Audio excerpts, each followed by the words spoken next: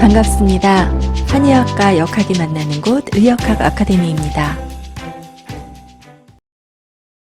12운성은 상당히 오래전부터 사용된 이론입니다. 춘추 전국시대에 삼식의 하나인 유김신가로 점단을 하면서 12운성을 사용한 예가 사서에 기록되어 있어요. 그런데 12운성의 원리가 명확하게 설명되어 있는 고전이 없어서 학자들마다 다양한 방식으로 해석해서 사용했기 때문에 현재 전해지고 있는 12운성 이론들은 상당히 복잡합니다. 고전에 나와 있는 12운성 이론들을 정리해 보면서 매화역수에서 사용하는 12운성은 어떤 것인지 살펴보도록 하겠습니다. 먼저 12운성의 뜻부터 보시죠. 모든 만물은 태어나서 왕성하게 자라고 쇠하여 소멸하였다가 다시 태어나는 순환의 과정을 반복하는데 이 순환의 과정을 12지지로 설명한 이론이 12운성입니다. 12운성의 종류에는 절, 태, 양, 장생, 목욕, 관대, 건록, 제왕, 쇠, 병, 사, 묘가 있는데요. 외우실 때는 절태양, 생욕대, 로강세, 병사묘 이렇게 외우시면 사용하기 편하십니다. 12운성을 그림으로 그려보면 장생에서 점점 기운이 커져서 제왕에서 가장 커지고요. 제왕 다음부터는 기운이 점점 약해져서 묘절로 가면 아주 약해지고요. 태부터는 기운이 서서히 다시 자라기 시작합니다. 그러면 절부터 그 뜻을 살펴보도록 하겠습니다. 절은 끊어지다, 없애다, 버리다 등의 뜻을 가진 한자로 12운성에서 절은 생명이 완전히 끊어진 상태를 의미하는데요. 완전히 끊어진 상태에서부터 새로운 생명이 시작된다는 의미가 있죠. 그래서 절은 새로운 생명을 담는다라는 의미로 포라고도 합니다. 태는 모태에 생명이 잉태된 상태를 말합니다. 양은 만물이 속에서 형체를 갖추어 자라나는 상태를 말하는데요. 잉태된 생명이 모태에서 성장하여 자라나는 과정으로 부모에게서 보살핌을 받는 단계입니다. 장생은 생명이 세상 밖으로 탄생하는 단계입니다. 갓 태어난 아이는 연약하기 짝이 없지만 세상에 첫 발을 내딛는 강한 용기가 있어요. 마치 연약한 새싹이 굳은 땅을 뚫고 나오는 것처럼 말이죠. 목욕은 태어난 후에 목욕을 해서 태를 벗겨내는 것처럼 성장을 위한 탈태를 하는 시기를 말하는데요. 아직 어리고 힘이 약하여서 폐지라고도 합니다. 어린아이가 한없이 귀여운 이유가 생존을 위해서라고 합니다. 이렇게 귀여운데 먹을 거 주겠지? 이렇게 귀여운 짓 하는데 이뻐하고 보살펴 주겠지? 이렇게 말이죠. 목욕이 그런 상황이랑 비슷한 것 같아요. 목욕은 옷을 벗고 있어서 외부의 공격에 아주 취약한 상태이거든요. 그래서 스스로를 보호하기 위해서 한없이 예쁩니다. 실제로 미모가 예쁠 수도 있고요. 저 사람은 예쁜 것 같진 않은데 뭔지 모르게 자꾸 눈이 가네. 이렇게 되는 거죠. 전에는 명리학에서 목욕을 도화살이라고 해서 몸과 마음이 해프다라는 해석을 했었는데 사실 이런 해석은 문제가 많죠. 외부의 관심이나 공격에 방어하기 위해서 오히려 본인을 완벽하게 감추려는 사람들도 있거든요. 자라온 환경이나 직업, 가족, 친구들의 영향도 많이 받습니다. 그래서 요즘은 인기가 있다라고 해석을 합니다. 자꾸 그 사람에게 눈이 가게 만드는 거죠. 인기가 많을수록 좋은 직업들, 가수, 배우, 아나운서, 방송에 나오는 요리사나 강사도요. 그리고 요즘 핫한 인사도 도화가 있으면 도움이 되는 직업들이죠. 관은 머리에 쓰는 갓, 대는 허리에 두르는 띠입니다. 관대는 관리들이 입는 의복을 뜻하는데요. 결혼식 할 때도 관대를 입었습니다. 관대는 사회에 처음 진출하는 시기, 부모에게서부터 벗어나서 스스로 행동하는 시기에 해당하는데요. 사회 초년생이니만큼 실수도 많이 하는 시기이기도 합니다. 록은 나라에서 받는 봉급을 말합니다. 그래서 건록은 벼슬길에 올라서 완전하게 자립하게 되는 시기를 말하죠. 제왕은 가장 기운이 왕성한 시기를 말합니다. 그리고 가장 왕성하다는 의미는 앞으로는 기운이 점차 쇠하게 된다는 것을 뜻하죠. 쇠는 왕성했던 기운이 점차 약해지는 시기입니다. 사람의 일생으로 보면 노년의 시기에 해당하고요. 병은 노년기에 접어들어 이것저것 질병이 생기는 시기입니다. 사는 기운이 다하여 죽은 것과 같은 시기를 말합니다. 묘는 죽은 후에 장사를 지내고 묘 속에 묻혀있는 시기를 말하는데요.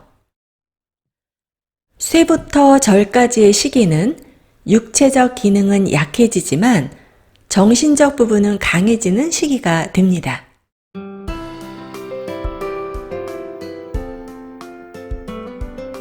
십이운성은 오행의 성하고 쇠함을 설명한 오행의 십이운성이 있고요. 천간의 성하고 쇠함, 그리고 지지의 성하고 쇠함을 설명한 천간지지의 십이운성이 있는데요. 먼저 오행의 성세를 설명하는 오행의 십이운성부터 살펴보도록 하겠습니다. 오행의 십이운성 중에서 목의 십이운성 먼저 보시죠. 목의 십이운성이 가장 왕성한 곳은 이곳, 임목과 묘목이 있는 곳이 되겠죠. 그래서 임목이 걸록이 되고 묘목이 제왕이 됩니다. 그리고 이렇게 로광세, 병사묘, 절대양, 생육대의 순으로 순행을 합니다. 다음은 화토의 십이운성을 보시죠. 토는 이렇게 목화, 금수 네 군데에 포진이 되어 있죠. 그런데 토가 가장 왕성한 곳을 어디로 잡는가에 대한 이론은 고전에 명확하게 정리되어 있지 않습니다. 토를 수의 십이운성과 같이 보는 학자들도 있고요.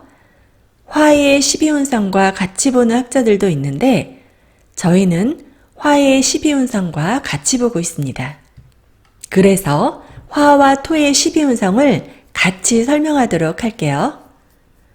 화의 기운이 가장 왕성한 곳은 이곳, 사화와 오화가 있는 곳이 되겠죠. 그래서 사가 록, 오가 왕이 됩니다. 그리고 이렇게 로광세, 병사묘, 절태양, 생육대로 순행합니다. 다음은 금의 십이운성을 보시죠. 금의 기운이 가장 왕성한 곳은 신금과 유금이 됩니다. 그래서 신금은 건록이 되고 유금은 제왕이 되죠. 그리고 이렇게 로광세, 병사묘, 절태양, 생육대로 순행합니다. 수의 십이운성을 보시면 수의 기운이 가장 강한 곳은 해수와 자수가 되지요. 그래서 해수는 건록이 되고 자수는 제왕이 됩니다. 로광세, 병사묘, 절태양, 생육대 이렇게 순행을 하게 되죠. 이번에는 천간과 지지의 십이운성에 대해서 살펴보도록 할게요. 천간과 지지의 십이운성은 양은 순행으로, 음은 역행으로 돌아갑니다. 그러니까 양에 해당하는 천간, 갑병, 무경임, 그리고 양에 해당하는 지지, 자인진, 오신술의 십이운성은 순행을 합니다. 반면에 음에 해당하는 천간, 을정, 기신계, 음에 해당하는 지지, 충묘, 삼위, 유해의 십이운성은 역행을 하죠. 양의 기운인 갑병, 무경임, 자인진 오신술의 12운성은 순행하니까 조금 전 설명드린 오행의 12운성과 똑같습니다. 목에 해당하는 천간 갑과 지지 인의 12운성을 보시면 오행의 12운성과 순서가 똑같죠? 화에 해당하는 천간 병과 지지 오, 그리고 토에 해당하는 천간 무와 지지 진술의 12운성입니다. 역시 오행의 12운성 중 화의 12운성과 순서가 같습니다. 그리고 금에 해당하는 천간 경과 지지 신의 12운성을 보시면 마찬가지로 오행의 12운성 중에서 금의 12운성과 순서가 같죠. 수에 해당하는 천간 임과 지지 자의 12운성을 보시죠. 역시 오행의 12운성 중에서 수의 12운성과 순서가 같다는 것을 알 수가 있습니다. 이제 음의 기운인 을정기신계 충묘 3위 유해의 12운성을 보도록 하죠. 음의 기운일 때는 12운성이 역행을 한다 그랬죠? 그래서 목에 해당하는 천간 을과 지지 묘는 묘가 걸록이 되고 인이 제왕이 됩니다. 로광세, 병사묘, 절태양, 생욕대 이렇게 반대로 역행을 하는 거죠. 화에 해당하는 천간정과 지지사, 토에 해당하는 천간기와 지지축미는 오가 걸록이 되고 사는 제왕이 됩니다. 그래서 12운성은 이렇게 역행을 하게 됩니다. 금에 해당하는 천간신과 지지유는 유금이 걸록이 되고 신금이 제왕이 됩니다. 그래서 이렇게 역행하면서 12운성이 이루어지게 됩니다. 수에 해당하는 천간 개와 지지해는 자에서 걸록이 되고 해에서 제왕이 되니까 로광세, 병사묘, 절태양, 생욕대 이렇게 역행을 합니다.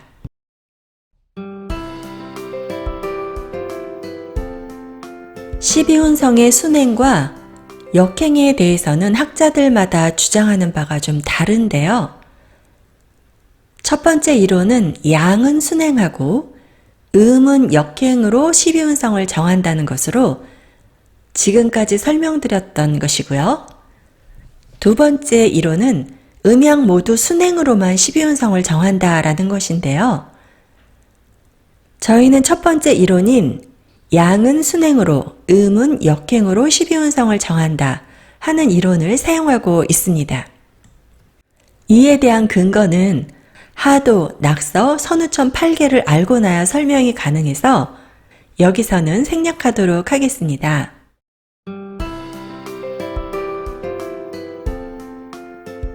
지난번에 지지 합충 형파해를 설명드린 영상에서 지지 삼합의 원리에 대해서는 12운성 할 때 설명드린다고 했었죠.